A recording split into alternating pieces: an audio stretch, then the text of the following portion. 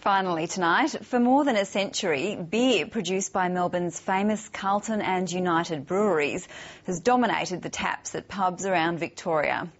But craft beers are growing in popularity, and one inner-city beer maker is trying to capitalise on that trend. He's battling to resurrect some old CUB trademarks, and the fight is reviving memories of Melbourne's drinking past, as Danny Morgan reports.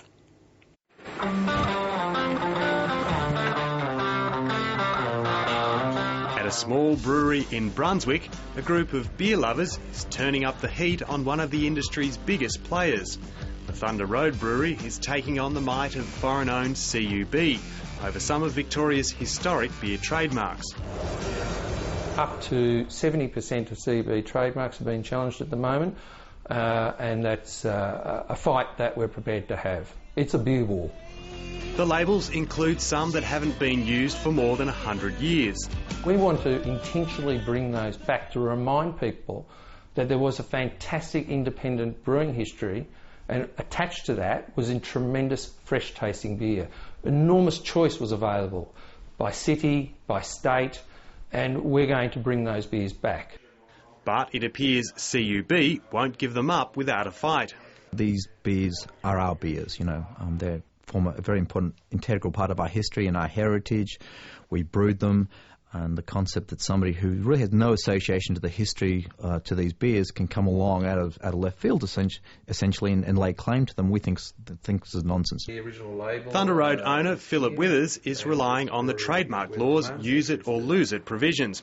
And as the lawyers slug it out, the beer-loving entrepreneur has his team of brewers reviving other 19th century Melbourne labels that aren't in dispute.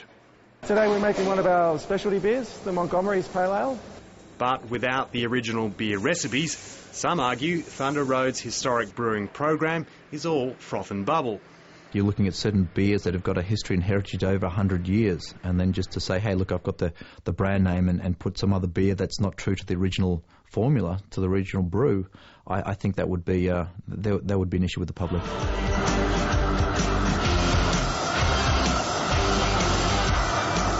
Whatever the motivation, brewery historian Andrew Bailey says Melbourne's 19th century brewing traditions are worth reviving.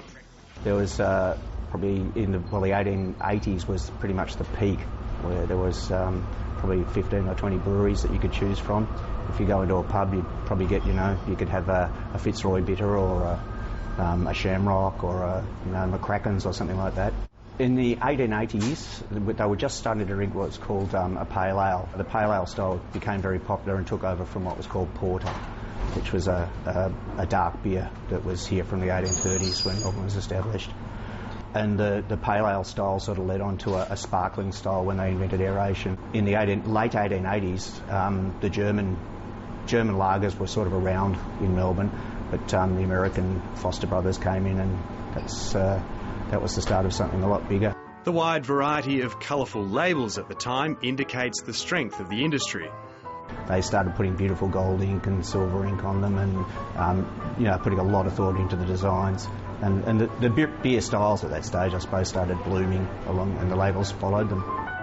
But the good times didn't last. The 1890s depression led to a rationalisation of the industry, and not long after the turn of the century, 6 breweries, including Carlton, McCracken's, Shamrock and Foster's, all merged to form CUB. Over the next 60 years, the brewery gradually swallowed up its local competitors to entrench its brands, and used clever marketing to keep them at the top.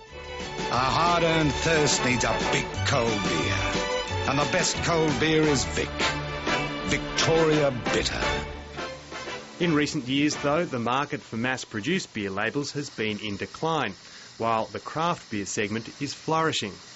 People are moving away from homogenised, commodified beers. They're moving to other products like wine, champagne, cider. Here's the opportunity for the Australian craft beer industry or the Australian brewing industry to go back to the main objective, which is to give people likeable product, really good quality, fresh product. CUB acknowledges the shift in the market and says it's responding.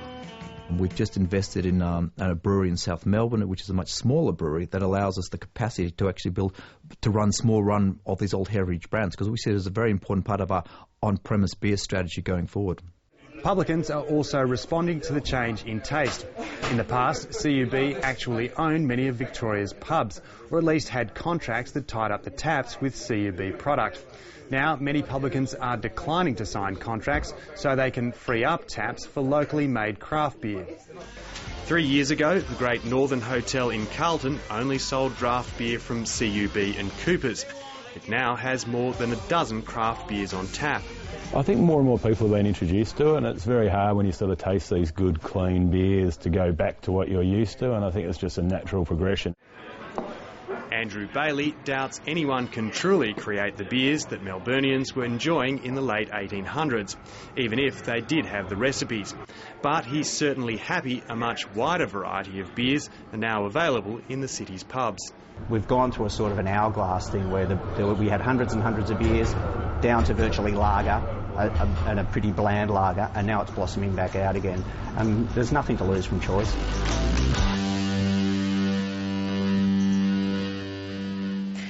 Danny Morgan enjoying his job there.